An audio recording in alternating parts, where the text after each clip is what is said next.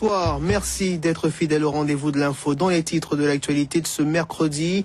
Coup de pompe pour les automobilistes de Guyane. L'augmentation du prix de 6 centimes du carburant est effective depuis aujourd'hui. Reportage dans les stations-service et réaction des automobilistes dans ce journal. Pas de relâchement dans le bras de fer opposant le personnel administratif et le recteur d'académie. Le conflit s'étend aux enseignants. Les principaux syndicats ont appelé à une grève générale demain. Maintenant, les jours se suivent et se ressemblent au rectorat. Le conflit du personnel administratif s'enlise et la grogne ne cesse de s'étendre. Les syndicats d'enseignants ont apporté leur soutien aux grévistes. Ils ont appelé à une grève générale demain. Thierry Merlin, Christian Cholot. Les syndicats enseignants au secours des grévistes du rectorat. Des grévistes qui, après 19 jours de mobilisation, restent fermes sur leur position, à savoir la création d'une 50aine de postes administratifs pour l'académie. Ils ont reçu un soutien ferme et unanime de tous les syndicats enseignants de Guyane. Nous les félicitons, nous trouvons les revendications fondées et nous leur disons de tenir bon. Les revendications des administratifs sont exactement du même acabit, de la même teneur et de la même urgence que celle de tous les personnels de l'éducation. Il nous faut maintenant une réponse de l'État, une réponse du recteur qui soit à la hauteur de nos besoins. Et donc demain, nous appelons l'ensemble des personnels à se mobiliser. Nous avons en face de nous un recteur qui souhaite gérer avec les moyens qu'on lui donne, alors que nous voyons tous au travers les établissements que ça n'est pas possible. Et clairement, ça risque vraiment de dégénérer. On est dans le même bateau, on est confronté au même problème de manque de postes, d'effectifs, de quotas qui sont appliqués à la Guyane, le même quota qu'en métropole, ça ne peut pas fonctionner ici. Nous sommes effectivement, le SEUNSA et l'UNSA Éducation, en accord avec les autres syndicats, là pour soutenir d'abord les administratifs, parce que leur combat est juste, et nous estimons que tous ensemble, nous pouvons gagner ce combat. Loin de se laisser abattre, les grévistes semblent plus déterminés que jamais. Demain, ils seront dans les rues de Cayenne avec les syndicats enseignants. Quant à l'accès du rectorat, il était toujours interdit au public ce matin. Et les enseignants à Saint-Laurent-du-Maroni n'attendent pas la grève générale de demain pour se mobiliser. Ceux du collège 3 ont débuté aujourd'hui un mouvement de grève. Ils réclament entre autres plus de moyens humains. Stéphane Petitfrère. Collège recherche professeur désespérément. Un ultime recours humoristique pour les enseignants du collège Paul-Jean-Louis, le plus important de Saint-Laurent, avec plus de 900 élèves.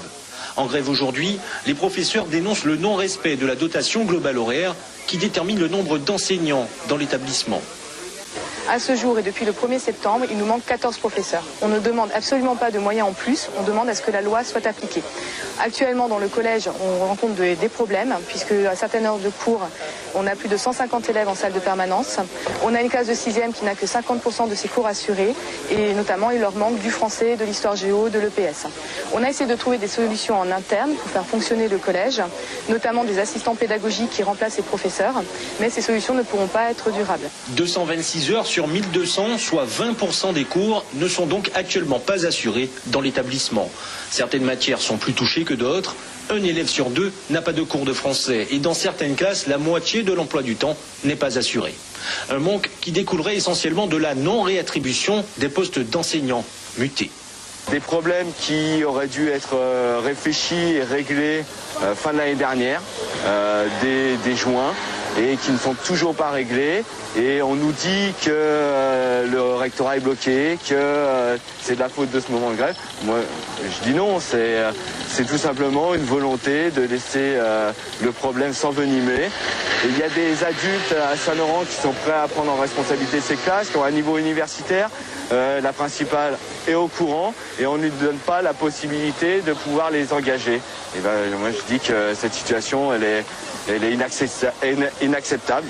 Reçus par le sous-préfet, les enseignants du collège Paul-Jean-Louis veulent croire que leur établissement fait bien partie du réseau Ambition Réussite de l'éducation nationale. Et manifestement, ce n'est pas encore gagné. Et ce climat protestataire dans l'Académie de Guyane a fait l'objet d'une question à l'Assemblée nationale aujourd'hui. La députée Chantal Berthelet a interpellé le ministre de l'Éducation nationale, Luc Châtel, qui a qualifié la demande de 50 postes des grévistes du rectorat comme disproportionnée. On écoute. Pourquoi faut-il, année après année, grève et manifestations soient nécessaires pour obtenir, et cela très partiellement, les moyens de fonctionnement de l'école. Pourtant, la situation catastrophique du système éducatif sur mon territoire est reconnue de tous. Depuis la rentrée, le rectorat de Guyane est en grève. Le personnel administratif, soutenu par les enseignants, proteste, ainsi contre le déficit en postes et la précarisation des emplois. Monsieur le ministre, vous savez que demain, une intersyndicale a un mouvement de grève générale sur la Guyane. Alors, monsieur le ministre, je vous demande de les entendre et quelles sont les mesures que vous comptez prendre pour mettre fin à ce conflit. Je vous remercie. La parole est à monsieur le ministre de l'Éducation nationale. Aujourd'hui, les grévistes réclament la création de 50 postes administratifs supplémentaires. Mon devoir est de vous dire la vérité et très sincèrement, ça n'est pas réaliste. Alors, depuis le début de ce conflit, vous savez que une négociation a été engagée, qu'elle se poursuit. Une délégation intersyndicale a été reçue par le préfet de la Guyane et j'ai demandé, Madame le député, la création d'un groupe de travail permanent sur les effectifs administratifs et les moyens alloués au rectorat et aux établissements scolaires en Guyane. Je tiens à ce que les syndicats, les organisations syndicales soient représentées dans ce groupe qui expertisera les besoins et préconisera d'éventuelles adaptations. Vous le voyez, Madame le député, le gouvernement est mobilisé sur ce dossier. Il ne se désintéresse pas de la situation de ces fonctionnaires qui œuvrent dans l'éducation nationale en Guyane. Le manque de personnel n'est pas la seule source de conflit dans cette académie. La sécurité des élèves l'est tout autant. C'est le cas au collège République. Depuis la rentrée, les classes de 3e ont aménagé dans les anciens locaux de l'UFM. La route qu'ils doivent traverser plusieurs fois par jour est hautement accidentogène, d'où l'inquiétude du personnel pédagogique qui a décidé de se mobiliser demain. Alexandre Rosga et Milete Oulad. La traversée du boulevard de la République, un exercice périlleux pour les collégiens d'Auxence-Contoux. Plus encore depuis que des classes de 3e de l'établissement ont déménagé de l'autre côté de la chaussée, dans les anciens locaux de l'Institut de formation des maîtres.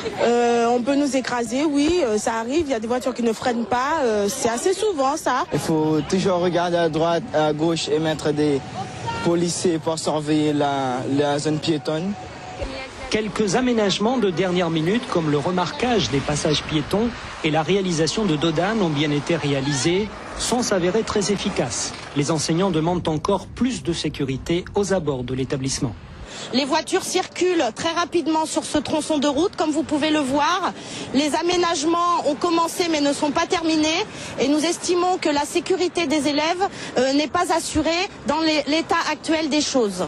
Les personnels éducatifs veulent surtout éviter que des accidents mortels de triste mémoire survenus aux abords du collège Justin Cataillé ne se reproduisent. Il n'y a pas de trottoirs qui sont aménagés le long de la route. En saison sèche, ça va à peu près, on peut circuler, mais en saison des pluies, l'eau déborde le long de la route. Une action symbolique est prévue demain aux abords du collège pour que le chemin de l'école ne soit plus semé d'embûches. Et à la veille de chaque grève nationale se pose toujours pour les parents la question de la fermeture ou pas des établissements scolaires. Notez donc qu'à Cayenne, l'école maternelle Gaëtan Armine, Montlucas et l'école élémentaire Samuel Chambaud, Léopold Eder, le groupe scolaire Pasteur seront fermés demain et la restauration ne sera pas assurée. Les autres écoles devraient fonctionner, nous dit-on, normalement. À Rémière-Montjoly, notez que dans les écoles de Parkland d'Or et de Jacques-Launay, le service minimum d'accueil ne pourra pas être appliqué. Voilà donc pour cette longue page sociale. Passons maintenant à la politique. Après la